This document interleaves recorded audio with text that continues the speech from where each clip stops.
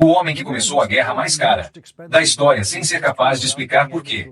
Continuou a soar como uma criança mimada quando alegou que estava tentando negociar sua saída da guerra que ele começou. Você está negociando sobre quem vai controlar este comércio de agora em diante. Não, nós vamos ter o controle de tudo o que quisermos. Trump terá o controle de tudo o que quisermos. Ele quer controlar o Estreito de Hormuz agora. E ele não sabe como obter o controle do estreito. Donald Trump se vê agora travando uma guerra para tentar ganhar o controle do Estreito de Hormuz, que era livre e aberto à navegação, antes de Donald Trump começar sua guerra.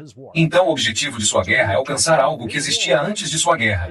Donald Trump começou sua guerra, e o Irã efetivamente fechou a navegação no Estreito de Hormuz. E agora Donald Trump continua a lutar sua guerra para abrir o Estreito de Hormuz e, alegando que teremos o controle de tudo o que quisermos. Isso não tem sido verdade no rescaldo de uma guerra americana desde a Segunda Guerra Mundial. E foram necessários milhões de soldados americanos, junto com números ainda maiores de tropas de aliados americanos. Mais 2 bombas atômicas para os Estados Unidos vencerem decisivamente a Segunda Guerra Mundial. E quase obter o controle de tudo o que queríamos. Mesmo assim, não obtivemos o controle de nada do que queríamos na Alemanha, porque a União Soviética, lutando como nossa aliada naquela guerra, com um exército muito maior do que jamais tivemos, e milhões de baixas a mais do que sofremos, impediu os Estados Unidos do controle total da Alemanha. E assim, se o Irã fosse dar a Donald Trump o controle total de tudo o que ele quer, eles já teriam se rendido. Isso não vai acontecer. Mas Donald Trump vai continuar a mentir sobre o que está acontecendo e o que acontecerá com a guerra de Donald Trump tendo os piores resultados nas pesquisas de qualquer guerra americana em seu primeiro mês. E Donald Trump está agora atingindo novas baixas nas pesquisas por causa de sua guerra. Donald Trump está procurando desesperadamente por uma saída que não pareça uma rendição total de sua parte. E então ele ordena que milhares de tropas comecem a se mover em direção ao Oriente Médio. 2.000 soldados americanos indo na mesma direção que alguns milhares de fuzileiros navais estão capazes de não alcançar nada em um país de 90 milhões de pessoas.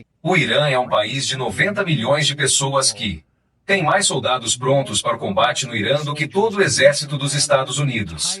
Existem 600 mil em serviço militar ativo no Irã, com outros possivelmente 500 mil reservistas. E todo o exército dos Estados Unidos tem 450 mil soldados, a maioria dos quais não está designada para a infantaria para servir em combate, para serem realmente as botas no chão de que todos os repórteres estão falando. E lembre-se, no auge, o auge absoluto do nosso compromisso, no Vietnã, tínhamos 545.000 soldados no chão no Vietnã, e perdemos aquela guerra. E o Vietnã tinha uma população de menos da metade da população do Irã.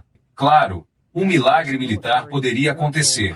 2.000 soldados americanos poderiam fazer um movimento na Ilha Karg, a 20 milhas da costa iraniana. E então talvez todo o exército iraniano pudesse simplesmente se render ou fugir. Então a questão das botas no chão que os repórteres da Casa Branca continuam. A pergunta é sempre formulada de forma simplista e infantil. Haverá tropas americanas no terreno no Irão? O corpo de imprensa da Casa Branca assume, suponho eu, que temos tropas suficientes para enviar para o Irão. E não temos. Nem de perto.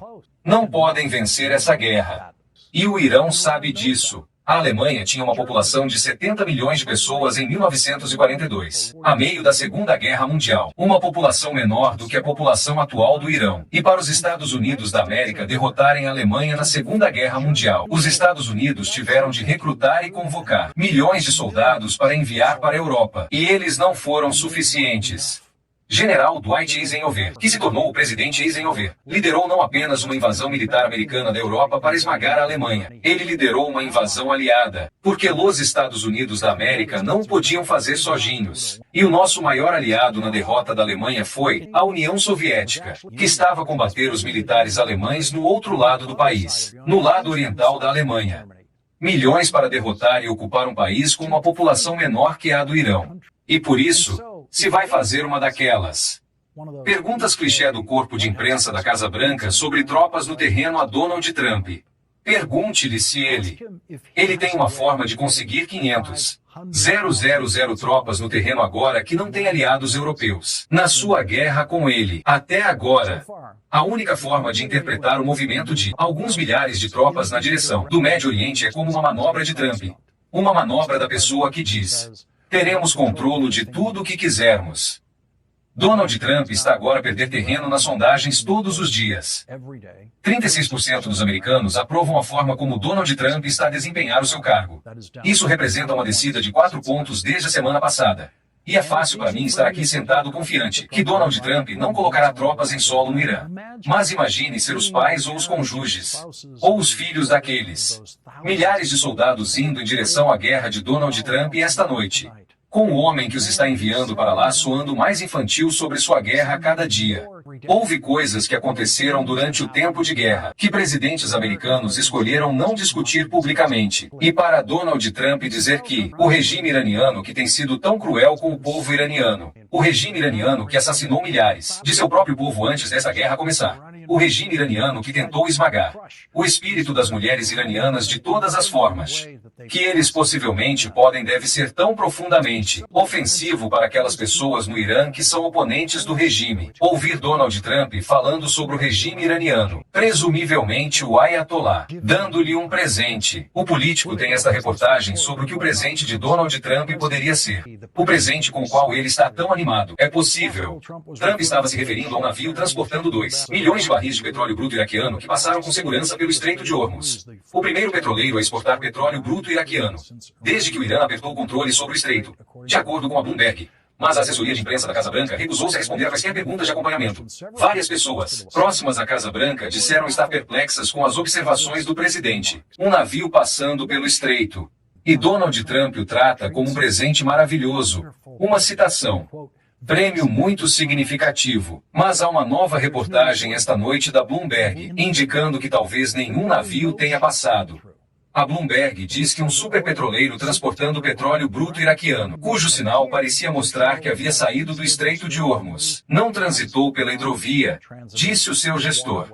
E Donald Trump diz que o presente que pode ou não ter passado pelo estreito, que esse prêmio muito significativo significa, aspas, estamos lidando com as pessoas certas, as únicas pessoas que poderiam autorizar o movimento de um navio.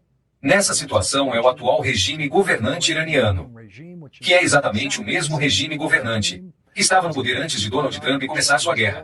E então Donald Trump está agora dizendo desesperadamente, publicamente, que ele quer desesperadamente negociar com o mesmo regime que estava no poder antes de Donald Trump começar sua guerra. O que significa que Donald Trump quer negociar para deixá-los no poder. O mercado de ações e o preço do petróleo estão no controle da guerra de Donald Trump. E Donald Trump sabe que o mercado de ações quer que ele acabe com sua guerra. E ele sabe que os eleitores americanos querem que ele acabe com sua guerra. E então ele parou de emitir ameaças bombásticas de cometer bombardeios, crimes de guerra no Irã. E agora diz que não precisa fazer nada de essas coisas porque ele já venceu sua guerra. Eu acho que vamos acabar com isso. Não posso te dizer com certeza. Sabe, eu não gosto de dizer isso. Nós vencemos isto. Esta guerra foi vencida. E agora os eleitores de Trump que nos deram esta presidência finalmente sabem como é a sensação de quando Donald Trump vence uma guerra. Aqui está o ex-secretário de defesa de Donald Trump, de seu primeiro mandato como presidente, General James Mattis, descrevendo a guerra de Donald Trump. E eu acho que o que estamos vendo é uma situação onde a escolha de alvos nunca compensa a falta de estratégia. E com isso, quero dizer que 15 mil alvos foram atingidos. Houve sucessos militares significativos, mas eles não são acompanhados por resultados estratégicos. Agora, alguns dos resultados estratégicos iniciais: rendição incondicional, mudança de regime. Nós vamos ditar quem será o próximo líder supremo. Aquilo era claramente um absurdo. Aquilo era delirante. Não podem vencer essa guerra.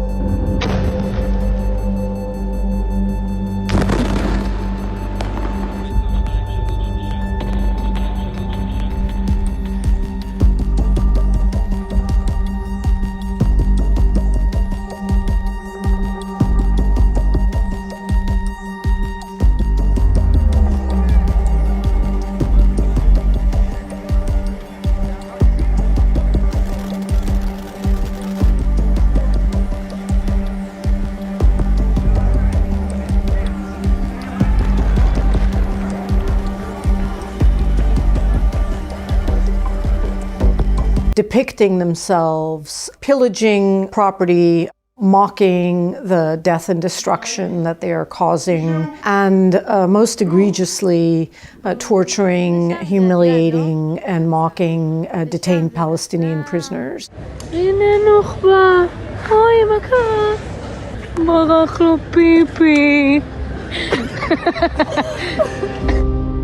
The images of mass arrests, of torture of Palestinians, of numbering their bodies, which is reminiscent of images all of us have seen from Guantanamo and Abu Ghraib. These images are testament to what Palestinians have long been saying, which is that this settler colonial regime is utterly violent.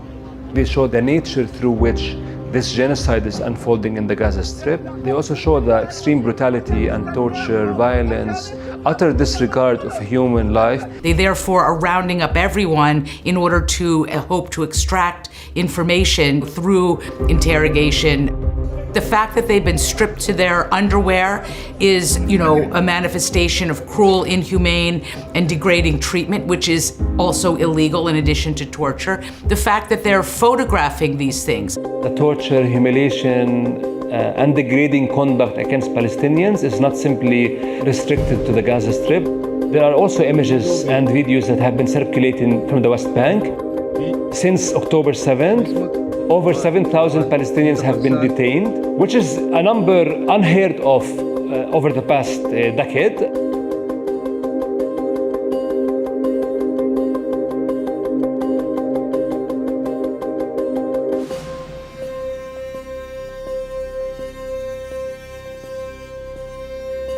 Really unprecedented destruction of Palestinian homes, hospitals, mosques, universities, churches, schools, into entertainment videos.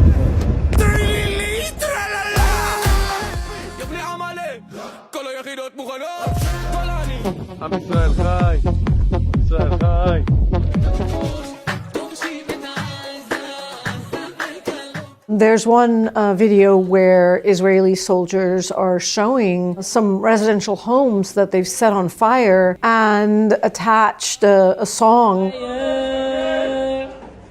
This house is on fire.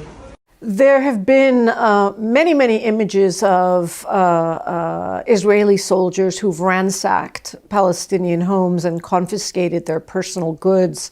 One in particular is the red negligee that appears to be seen in so many Israeli videos where Israeli soldiers are mocking and advertising their very deliberate intrusion of the home of a Palestinian woman, the confiscation of her most intimate apparel, and flaunting that in a way that's definitely intended to be provocative and humiliating.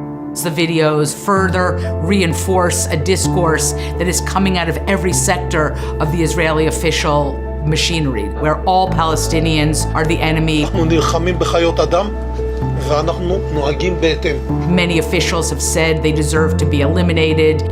And you see it manifested in that kind of joie de vivre, that soldiers are expressing as they destroy Palestinian homes. And there is a consumption of this kind of image that kind of fortifies the anger, the hatred, the anti-Palestinian sentiment, and the kind of complete disregard of the humanity of Palestinian civilians. Say to the whole world, look at what we're doing to Palestinians in Gaza. Look at how we are brutalizing detainees. Look at how we're humiliating every single man, woman, and child as we destroy their homes, set fire to them, and make fun of it. And they are provoking and challenging the whole world to say, we can do this, we can get away with it, and no one in the world can stop us. No Israeli has found themselves sanctioned by the international community, by countries that have these tools, which again has only reinforced the belief of Israeli soldiers.